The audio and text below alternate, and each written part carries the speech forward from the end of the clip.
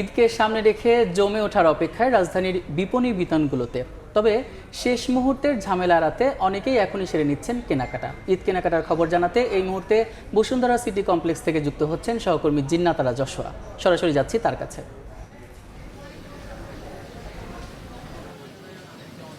ধীরে ধীরে জমে উঠতে শুরু করেছে রাজধানীর ঈদ কেনাকাটা।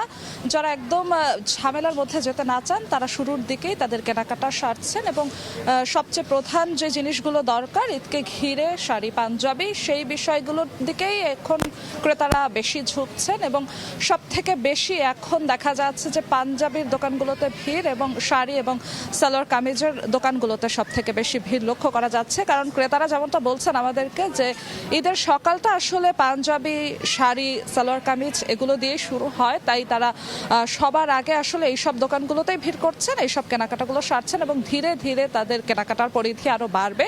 ধীরে ধীরে এইসব আনুষঙ্গিক জিনিস শেষ হলে তারা জুয়েলারি কিংবা জুতার দোকানগুলোর দিকে যাবেন। এখন পর্যন্ত জুতার দোকান বা জুয়েলারির দোকানগুলোতে তেমন কোনো ভিড় আমাদের চোখে পড়েনি, যতটা বেশি ভিড় তা দেখা যাচ্ছে জামা কাপড়ের দোকানগুলোতে। এবং এবছর ঈদ যেহেতু গরমের মধ্যে পড়ছে তাই প্রাধান্য দেওয়া হচ্ছে আরামদায়ক কোনো পোশাককেই প্রাধান্য দিচ্ছেন ক্রেতারা। সেক্ষেত্রে কটন, সুতি এই ধরনের ফ্যাব্রিক তারা পছন্দ করছেন বলে আমাদেরকে ক্রেতারাও জানিয়েছেন, বিক্রেতারাও জানিয়েছেন। এবং বিক্রেতারা যেমনটা বলছিলেন যে দেশীয় পোশাকের প্রতি মানুষের আগ্রহ গত বছরগুলোর তুলনায় এবছর অনেকটাই বেড়েছে এবং বরাবরই পাঞ্জাবি এবং শাড়ির ক্ষেত্রে দেশীয় পোশাকগুলোর একটি আলাদা চাহিদা থাকে। এবছরও তেমনই হচ্ছে, পাঞ্জাবি এবং শাড়ির ক্ষেত্রে দেশীয় ফ্যাশনেই বেশি ঝুঁকছেন ক্রেতারা। এবং এছাড়াও দেখা যাচ্ছে কুর্তি কিংবা পশ্চিমা ঘরানার যেসব পোশাক রয়েছে সেসব পোশাকের দিকেও ক্রেতাদের আগ্রহ রয়েছে, বাট তুলনামূলক এখন পর্যন্ত দেশীয় পোশাকের দিকেই ক্রেতাদের ঝোঁকটা একটু বেশি। এবং